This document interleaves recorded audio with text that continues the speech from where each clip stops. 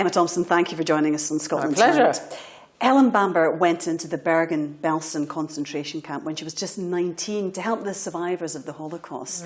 She then went on to set up the Helen Bamber Foundation to help refugees and asylum seekers that suffered, great human cruelty. She sounds like she was a really amazing woman. What made you want to get involved in the foundation? Well, I met her when I was in my 20s, and I was still a sort of comedian, really, and I used to do a lot of benefits, and I did benefits for her first foundation, which was the Medical Foundation, which specifically treated victims of torture. She had an awful lot in the 70s. She had an awful lot of clients coming from Chile, Nicaragua, particularly during Pinochet's reign and Videla's reign in Argentina, the dictatorships. So doing those benefits taught me a lot. A, I met her. B, I met a lot of survivors of those dictatorships. And Helen was, she was my mentor, really. I mean, I spent 30 years learning at her knees, which meant I had to lie on the floor because she was very short. And the most wonderful woman, very funny, very sharp, She used to talk a lot about, and I think about this a lot in relation to my daily life, the death of compassion, she would talk about. She would say that we're very good at sort of going, and then forgetting because it's just too much like hard work. And I've never known anyone with the kind of grit, determination, vigour, work ethic. I've never known anyone like. She was always there, always in the office. She was never not there. And I think that's probably because of the trauma that she sustained when she walked into Bergen-Belsen, actually. She was the most fantastic woman. She died 3 years ago now, at the age of 89. So who does the foundation try and help then? The foundation helps, we call our clients, people who've suffered gross human cruelty of one kind or another. What happens sometimes with organisations is that they can become quite institutionalised, and so if you don't tick the box, yes, I have been tortured by members of the state security forces, then you can't be admitted. And Helen wanted to work against that and say, look, everyone needs different raft of services. And what she really understood, and what the foundation understands, is that trauma is not something simple to recover from simply. If you've been abused as a child, or you've suffered from sex trafficking or domestic trafficking, it takes an awful lot of different methods and ways. You need an awful lot of different kinds of treatment. Yes, you need to treat what's happened in your mind, you need to treat what's happened in the body, but you also need to be with people who understand where you store the trauma, and we're really just only beginning to understand about that. And to understand about the way trauma transmits itself through generations, And Helen herself, of course, was married to a survivor of the camps.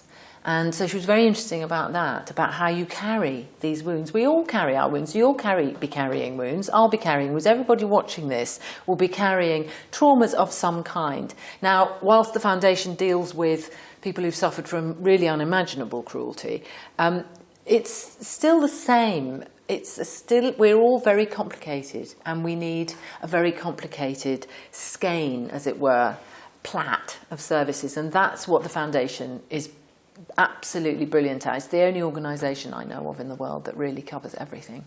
You said recently that this is not a good time for humanitarianism. What did you mean by that? Are there not enough foundations like the one you're involved in? Is it a lack of compassion? What did you mean? Not enough political will? Big lack of compassion. Big lack of political will at the moment. Compassion, what, from just normal people, or this is a society? No, I mean, I think it's an enormous question, and it's very difficult to generalise. I work with a lot of activists, and at grassroots level, it's fantastic. I've just been with the community at Grenfell Tower, and the grassroots community is full of compassion. It's full of ordinary people doing fantastic things.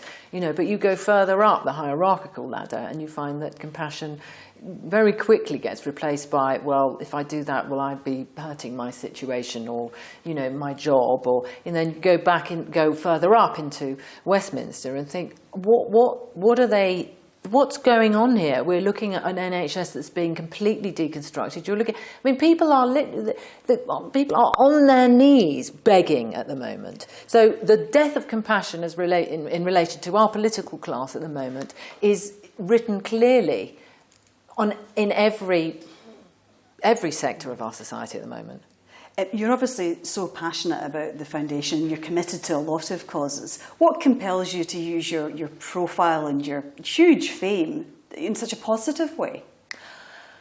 Well, I mean, I think I'm led mostly by curiosity, actually. I mean, I think that I'm very interested in human development.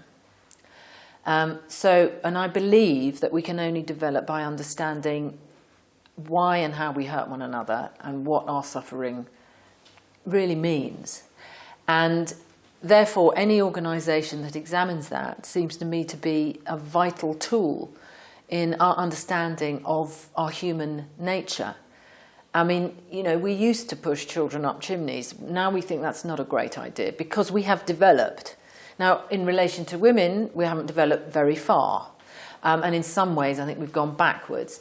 But I think that's what it is. I'm extremely interested in how we make our world a juster place, in how we can manage to hurt each other less. That's what I'm interested in. You talk about women there, and you were very outspoken in the wake of the Harvey Weinstein scandal. Do you think the last few months have been a watershed in the way we look at sexual misconduct, gender equality? I bloody well hope so, because it's a long time coming and way overdue. I was absolutely astounded after I did the interview with Emily for Newsnight, how big the reaction was. I thought, surely you all knew. I mean, this is like lifting the lid off reality. This is what this reality is for all women.